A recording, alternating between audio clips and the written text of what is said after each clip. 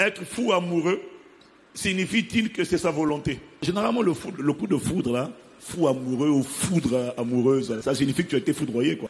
Et quelqu'un qui est foudroyé, c'est quelqu'un qui est frappé. Hein. Ben, il a perdu l'objectivité, il ne voit plus rien. Il y a un fruit de l'esprit que tu dois garder toujours, c'est la tempérance, c'est le contrôle de soi.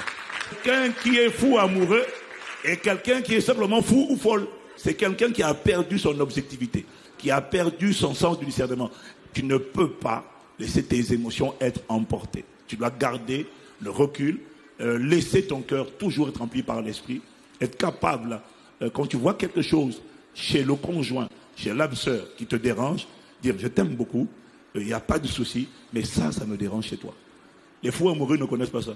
Ce que le monde appelle coup de foudre, en fait, c'est vraiment cet amour charnel qui te met dans tous les états où la chair est vraiment est bousculée. En fait, c'est pas ça l'amour, en fait. Hein. L'amour naît, grandit et se consolide.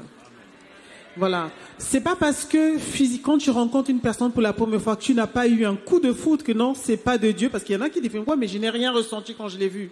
Mais tu voulais ressentir quoi? Ce que tu ressens, c'est ta chair qui est dans tous ces états.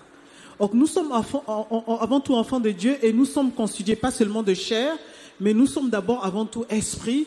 Nous possédons une âme et nous sommes dans un corps. Donc faut pas laisser ton corps te dicter ce que tu dois faire ou comment tu vas aborder, comment tu vas entrer dans une relation. Le coup de foudre, c'est un sentiment qui va naître, mais c'est tellement fort. Hein. Il y a une décharge d'adrénaline. Le problème, c'est que ça reste quelque chose d'éphémère. Il y a cette montée d'adrénaline, à un moment donné, pouf, ça descend. Et quand ça descend, qu'est-ce qui reste? Donc, on ne peut pas baser le choix du conjoint par un coup de foudre. Je ne pense qu'à lui, voilà. Ça, c'est vraiment... Moi, je peux même dire une chose. Hein. Ouais. Ça, c'est mon expérience personnelle. Je sais pas ce qu'on pense le pasteur Jacques. Mais je crois vraiment que le coup de foudre, souvent, c'est la personne là qui est en face de toi. Quand tu n'arrives plus à...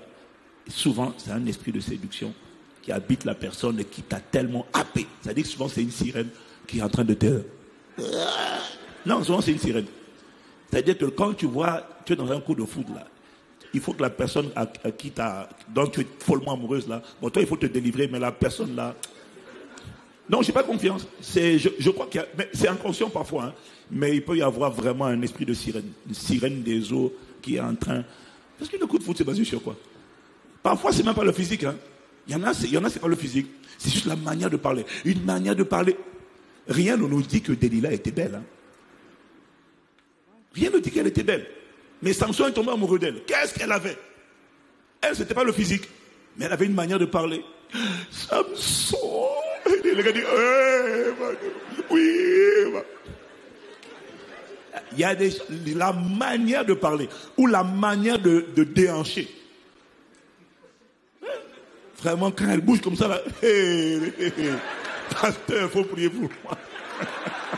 Ça ne construit pas un foyer. Ça ne construit pas un foyer. En fait, l'amour va naître. Quand on voit quelqu'un, on n'est pas indifférent. Et après, on apprend à connaître. Plus on connaît la personne, plus on va apprendre à découvrir.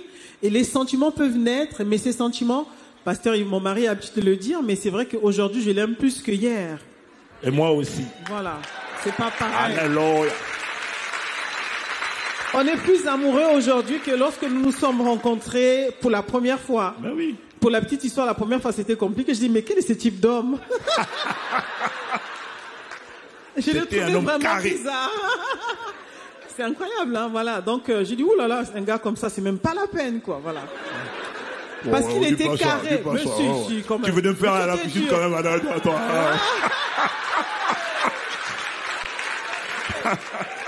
On était dans le même groupe de maison, vous voyez? On était dans le même groupe de maison, donc on se voyait une fois par semaine, enfin, du moins dans ce groupe de maison, le groupe de jeunes, de prière et tout, donc il était le responsable, évidemment. Il encadrait tout le monde, hein. Il faisait le suivi des âmes. Il a toujours eu cette passion pour les âmes, toujours aimé les âmes, appeler, suivre. Pour tous ceux qui le connaissent depuis longtemps, c'était vraiment les âmes pour lui. Et donc, il faisait le tour il appelait tout le monde, tous ceux qui étaient dans la cellule. Tu venais pas un jour, il t'appelait pour savoir comment tu vas. Moi, je venais d'arriver dans le groupe et je savais pas qu'il avait des histoires. C'est-à-dire qu'il y avait des sœurs, qu'il y avait des songes, des rêves et compagnie. Avant, moi, je ne connaissais pas les histoires. Mais c'est vrai que quand il a commencé donc à prendre de mes nouvelles aussi, savoir comment ça allait, comment je m'intégrais dans l'église, et un jour, il m'a appelé, m'a dit, Sœur Maud, je voulais juste que ça soit clair dans ta tête, en fait. Moi, je t'appelle, Mais il faut pas que tu te fasses des idées comme quoi je suis intéressé par toi. Mais textuellement, hein. J'ai dit, mais... Je dis, mais dis donc, alors c'était la première fois qu'un homme me parlait comme ça. Je dis, mais pour qui il se prend? En fait, je l'ai trouvé quand même...